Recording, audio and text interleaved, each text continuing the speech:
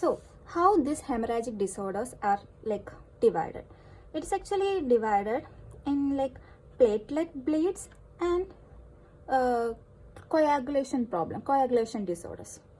So the platelet bleeds will be showing petechia, like small red dots, then purpura, mucosal bleed. Superficial bleeds will be the symptoms or presentation in case of platelet disorders, hemorrhagic disorders. Okay, I'm telling about hemorrhagic disorder. And in case of problems in the clotting factors or clotting disorder, coagulation disorders, there will be bleeding in the joint. That will be the most common presentation in case of the disorder of coagulation pathway. It is also like called as hemarthrosis, means blood in the joint. Like what is the coagulation disorder? Like hemophilia. Hemophilia is example of coagulation disorder. If I tell like hemophilia A, then there is a deficiency of factor 8. And platelet disorders, it can be actually classified into two cases, like if quantitative problem and qualitative problem. The platelet problems can be either due to quantitative problem or qualitative. Quantitative means here the actual number of platelets is reduced, that's why the bleed or the manifestations are present.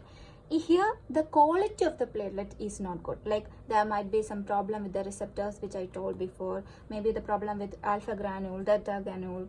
Likewise here the qualitative problem examples are like Glassman's thrombocythemia, then Bernard-Sollier syndrome. I'll tell about the diseases in another video.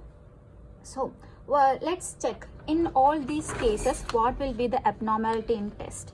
In case of quantitative disorder, the platelet count will be reduced and the bleeding time will be increased because the problem is with platelet. And in case of qualitative disorder, the platelet count will be normal because the number of platelet is normal, but the quality of platelet is not good, but the bleeding time will be increased. And in case of coagulation disorder, example hemophilia.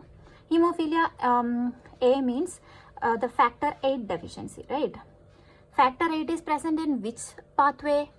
Intrinsic pathway. So what will increase?